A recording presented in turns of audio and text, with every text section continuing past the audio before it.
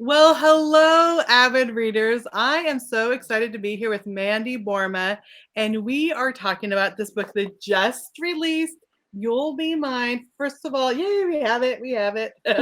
Welcome, Mandy. Hi, thanks so much for having me today. It's so great having you. Just start by telling us a little bit about yourself. Well, I am a stay-at-home mom. I have two girls, a 10-year-old and an 8-year-old, and they keep me plenty busy. So I spend my days doing the normal mom things, Mhm. laundry, chauffeur, cooking, all the good things. Yes. And you live in Florida. I do. I live in the panhandle of Florida, so really the best part of Florida. I mean, we live right next to Beaches. beautiful beaches and fantastic water. It's a really great place to live. Yeah, I was just there in January. It was so beautiful.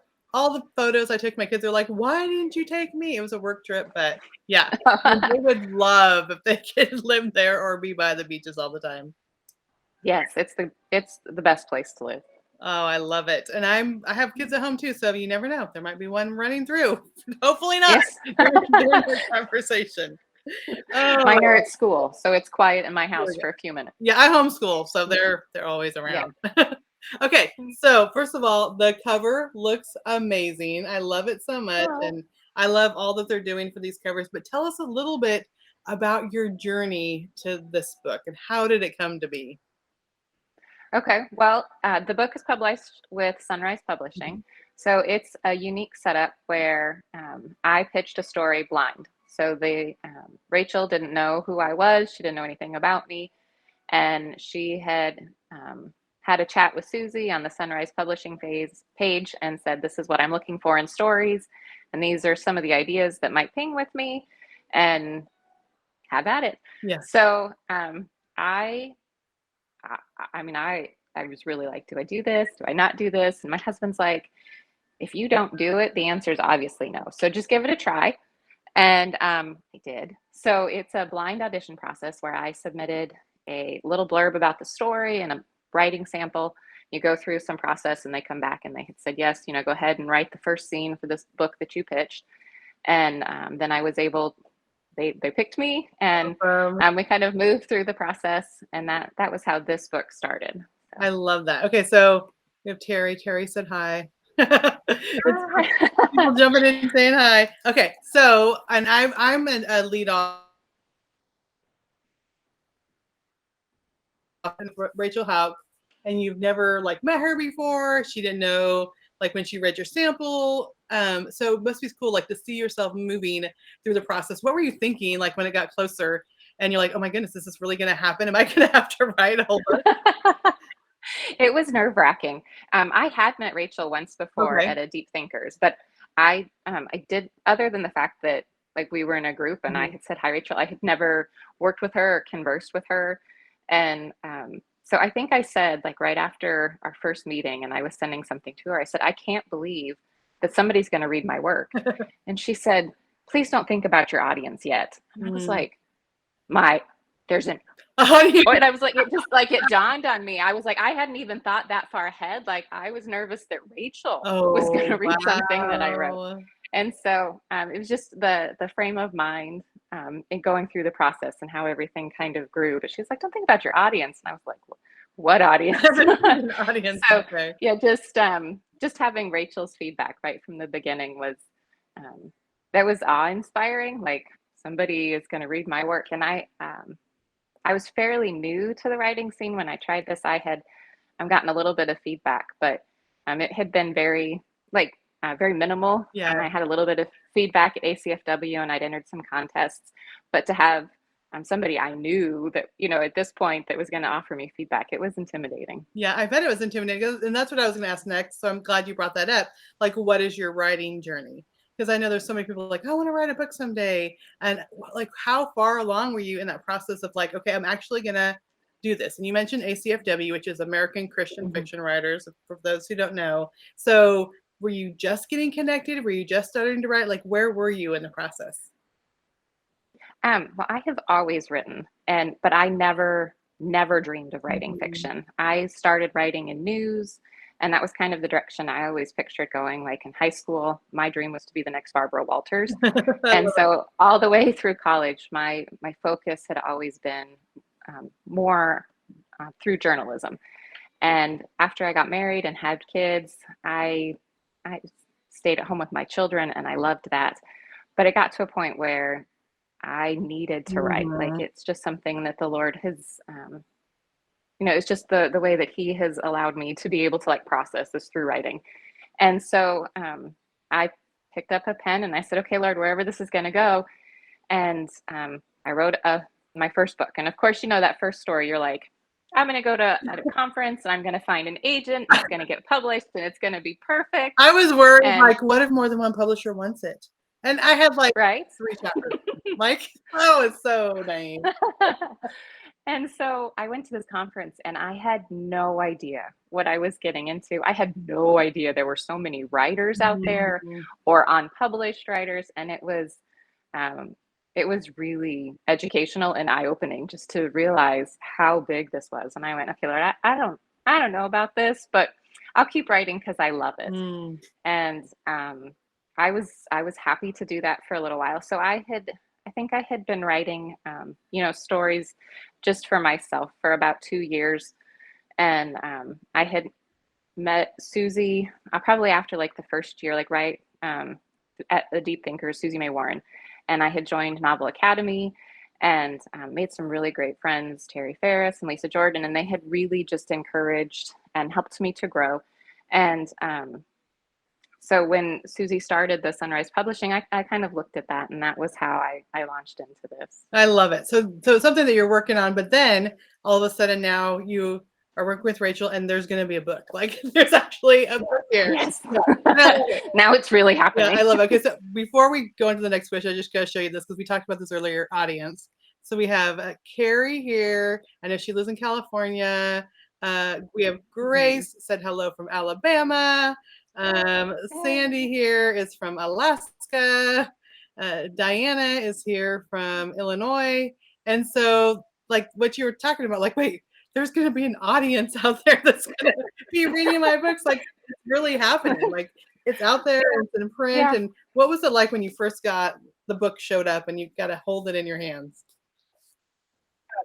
Um, it was exciting. I mean, there's a lot of feelings when you hold the final product. It's like it's here, it's out there, and there are a lot of emotions that went with that. I didn't realize there'd be so many emotions along this path, but there are. Yeah. And now it's so funny because I'm like, my book came in. I'll be showing the kids, and they're like, what's for dinner? I'm like, come on, guys, like get excited with me. Let's do something. And I think it never gets old, no matter. So your next book or your next book, it never gets old. So congratulations that it's out there now. And there's an audience of people that are going to read it. So that's super fun.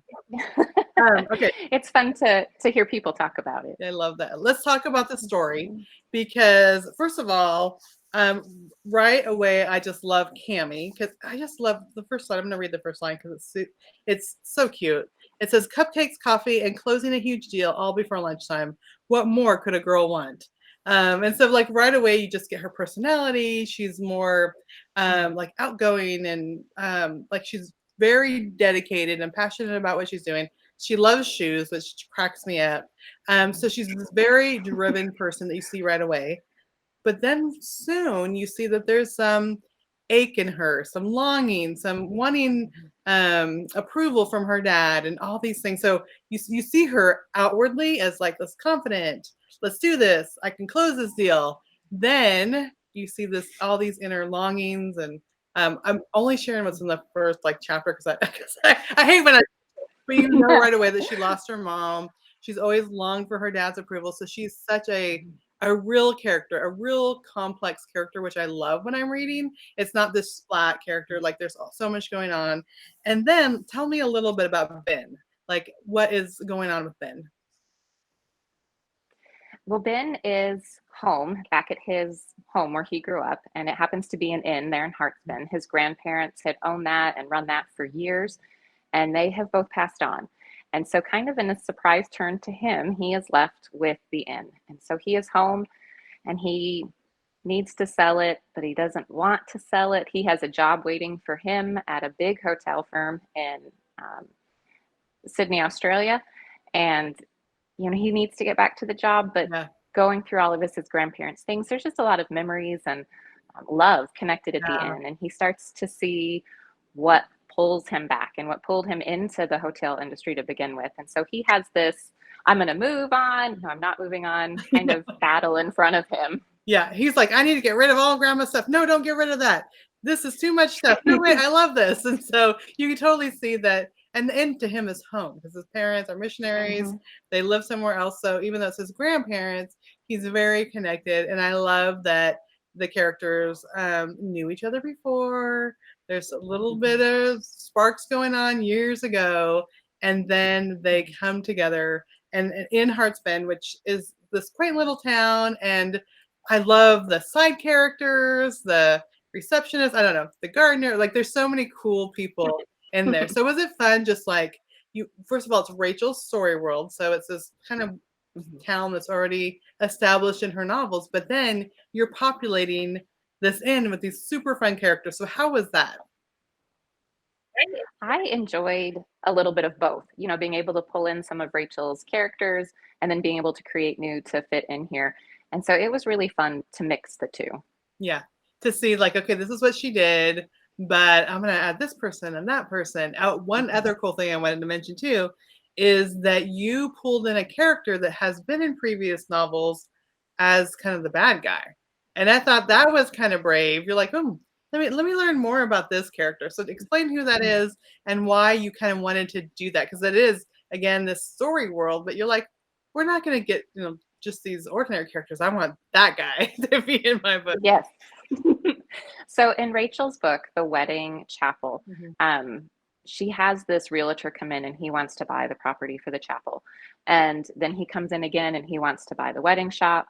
And he is constantly coming in. And so Brant Jackson wants in Hearts Bend. And I was intrigued why this big developer from Nashville was determined to buy in this small town. I mean, what did this small town have to offer him? And I really wanted to dive into his story world, but giving the villain the lead, I was like, wow, That's that's great. actually really bold. And at one point in one of the books, he mentions his wife and kids, and Mm, it's just a very, very passing, fleeting comment. And I went, oh, well, that would be fun to look into. And so that's where my story spark started. Is let's dive into his life and his family, and that was where I jumped into the story. I love that. So was that in the audition process when you're kind of like thinking through the story idea that you're going to Mhm. pitch? You were reading the books and said, "Ooh, this is the one. I got to figure out this." Yes, that was where it started. And so I pitched Cami, and it was her angle that I pitched. I didn't think about. I mean, he had a name. Ben had a name Right. when I pitched the story, but my focus was on Cami, and so that was really where I started to build the story, and it took much longer to build Ben into the story, Yeah. but But then he's there and he's very, and also just like Cammy, he seems very real. He has this job and he's pursuing, building these large hotels and all these things. But then it's tied to this home and his grandparents. So it seems both of them outwardly are kind of like the driven people. But when you get to know them, when you really start looking at them, when you look at their characters, you see that there's more going on kind of under the surface, which is a great place to launch into this romance because the tie to the past is tied into those sentimental moments. So, did you find writing the romance hard or easy, or maybe what were some of the things that you dealt with when you were working on that romance? Um, their romance was easy to picture Mm, from the start. I love a second chance romance and the friends to lovers or friends to more trope. I really love that aspect. And so diving into that was really fun and easy. Settling on who they were oh, apart was a little bit harder. And then I had some struggle with some things. Like their first kiss, that was weird for me. Rachel really helped step into that and just make everything a little bit smoother and yeah, more natural. yeah, And so they were a lot. Rachel helped a lot with those aspects. yeah. And I think that is the hardest thing because you know where you're going, but all that emotional thing, and I know just the writers that I work with, it's like, okay, we need the build up. Like we need to build up to all these emotions. And they're like, what are you talking about? Like we have to start back here. We have to build stuff up. And so I think it is and it's so fun working with the authors. And I know Rachel probably could say the same thing. It's like you're able to see like you guys do these things really well, but let me help you with this. Or, like you were saying, Rachel really helped in certain aspects. And so it's fun that you can see people's strengths, but also you could help them kind of with their weaknesses. And then by the end, you have this book that is really, I mean, even though it's your first published novel with an expert, like I'm reading this, if I pick this up on a shelf, I would never say, oh my goodness, this is definitely a first novel, whatever. But it just seems so like you've written 30 books before because it's just so well Oh, written. well, thank you. Yeah. Thank you. So now you are working on another book. Have you written other stuff, or is this going to be your second book that you're getting published? This will be my second one that'll be published, and I am working on another book for Sunrise, and I will be working with Terry Ferris for that project. Carrie Paget and I are going to move to Heritage, Michigan, Okay. and so those books will be out in 2024, and we are just in the brainstorming process. Yeah. So that's so cool that now, and I think this is another cool thing, working with a new author as a lead author, you're going to probably learn and explore new things because it's a new town, it's a new community, Yes. new types of books. So are you excited about like growing and hearing, like learning different things now? I am. I feel, life is never ending in what you learn. And so I am excited to jump in and learn more and to keep growing as a writer. Yeah, awesome. So what series is that you're going to be joining? So Terry writes the Restoring Heritage, and she has 5 books out in Heritage. And it's a small town in Michigan. And it's got a great cast of characters, a bronze hippo, Oh, and we've been building our characters in the story world, and I think it will be, together, the 3 of us, and I think it'll be a lot of fun. awesome. So is it the same type of like small town romance type of? Yes. Yeah. So that's good. So it's good. It's kind of the same genre. All of a sudden, you're not going to be writing like mystery, suspense, like No, not yet. Yeah, no, still sweet romance, small town feel. I love that. So after this book, do you think are you going to stay writing the kind of small town feel, romantic type of books, or do you have other books that you want to do in different genres? No, I would like to stay with the small town romance. I do love that. I do write stories for my kids sometimes, but I don't know that I would pursue that for publication. But I do really, it's what I love to read. I read a lot, but I always come back to contemporary romance. Yeah. So here's some more comments. I'm going to throw this up here. So Grace says, I can't see the whole thing. It says, nice to meet new authors, is what the whole comment says. And then another Facebook user says, I love second chance romances too. And I think that's so fun to know that there was these sparks when they were young, but then they're going to come back.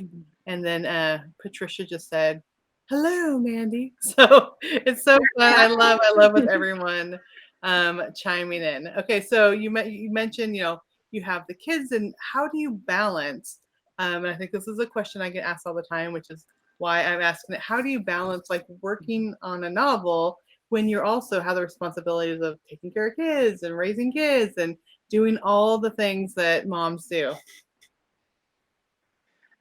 You know, someone once told me, and I wish I could remember who it was because it was a really great analogy that I have held on to, but that life is kind of like juggling, and you have to figure out which balls are glass that cannot be dropped and which balls can bounce.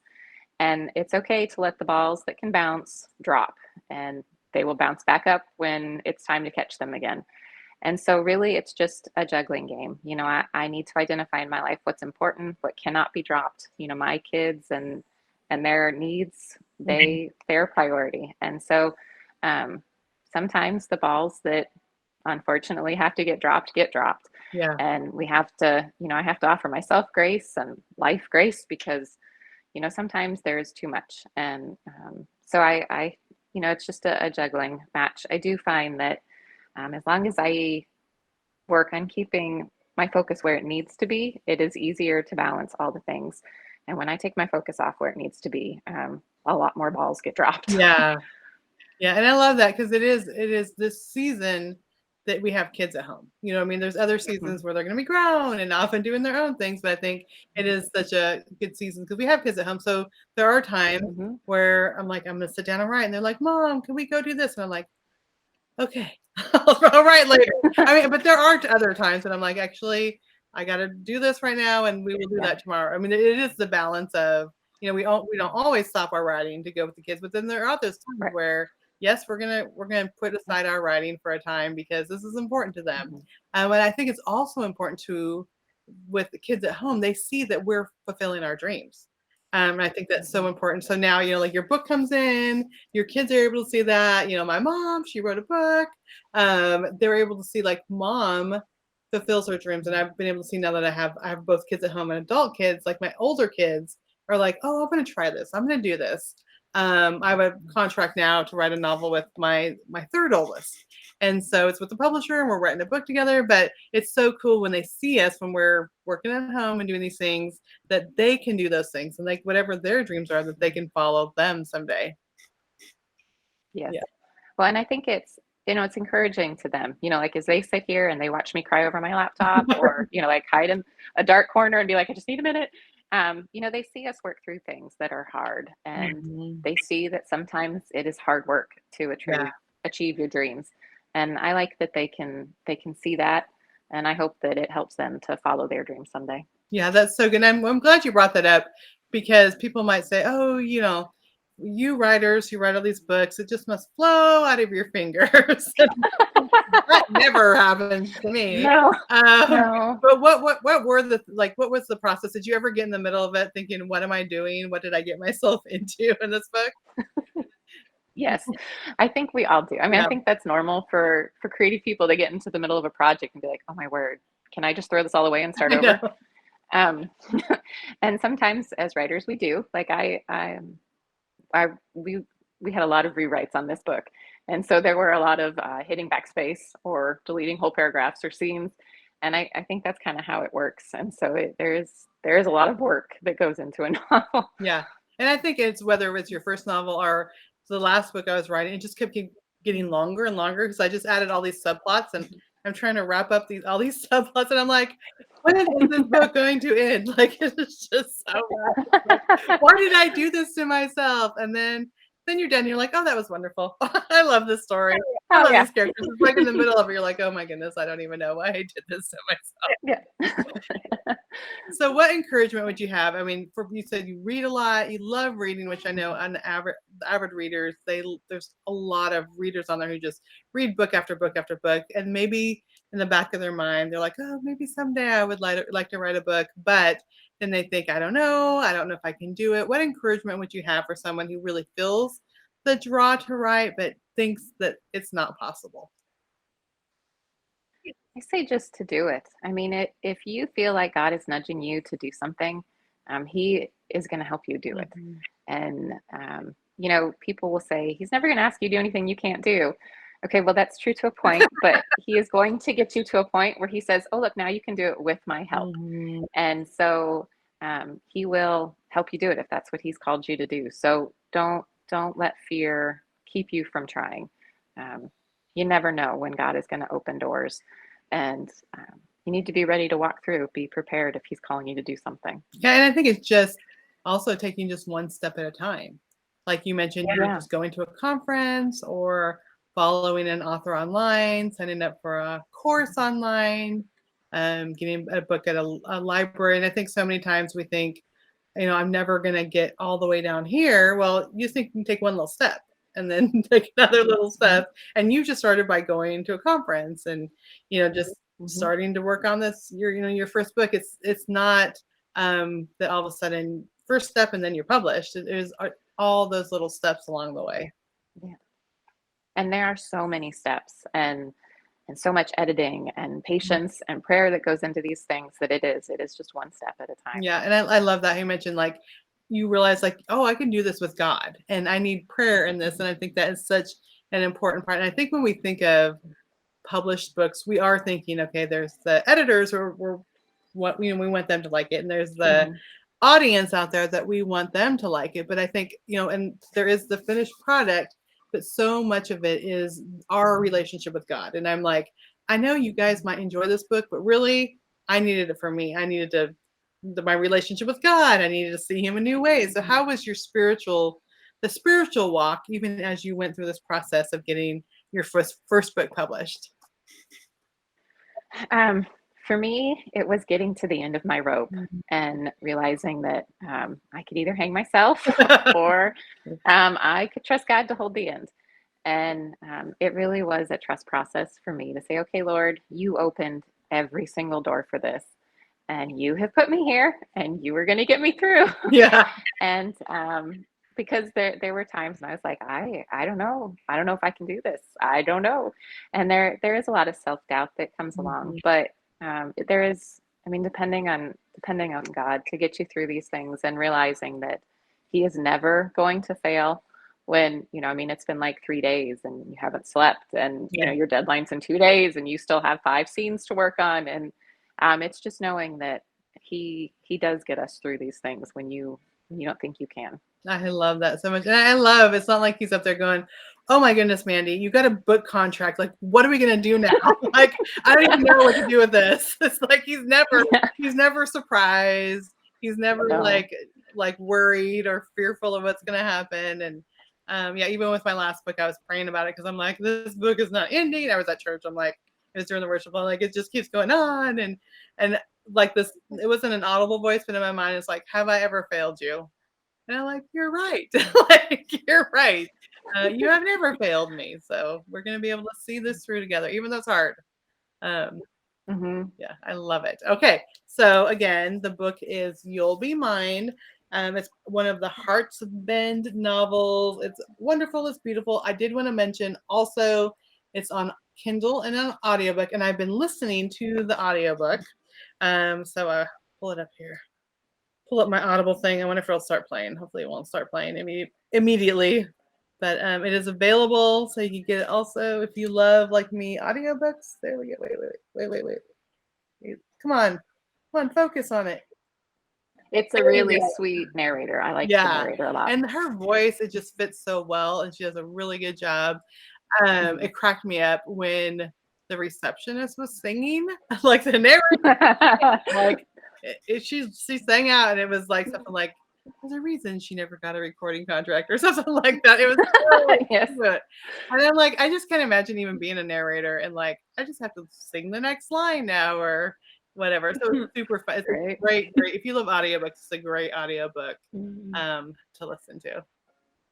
So that's super fun. Okay, now where can people find you if they want to find more information about the book or more information about you? Where can they go to connect with you?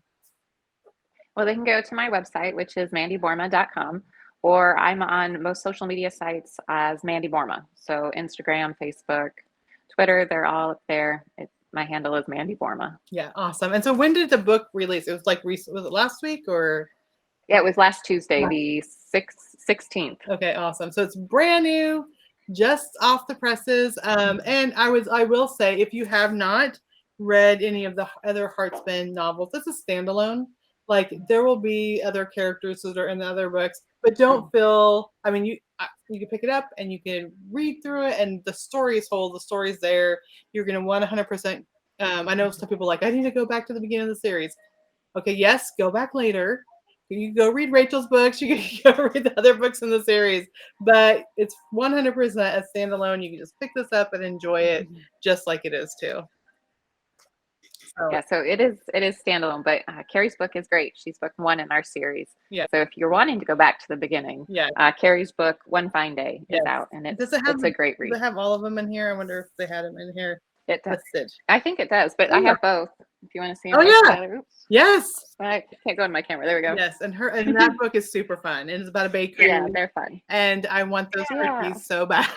When I'm reading that book, I'm like, oh my goodness, this is making me so hungry. And then Mandy's book, I'm like, I need to go buy some shoes. I think I need some more shoes. So, all the fun things. I had to do a lot of research on shoes because living in Florida, I wear flip flops or no shoes. And so I had a lot of fun researching shoes. I mean, it's been a long time since I've worn fancy shoes and nothing like camis. So it was a fun thing to research. Yeah, I love it. Louis Vuittons are 15% off or whatever. I'm like, I can never even get my foot in some Louis Vuittons. It's like, there's no way. I look at those shoes, I'm like, I would not be able to walk if I had shoes like that. Yeah. It's super fun. Well, thank you, Mandy, so much for being here. I love this interview. I'm loving the book. I'm not done yet, but I'm loving the book and the characters, Oh, thank the you. sweet romance and the side characters and everything about the story. Is just definitely one that perfect weekend read when you just want to relax and enjoy a good book. So good job. You did a great job. Thank you. And thanks for having me Yeah, today. thank you.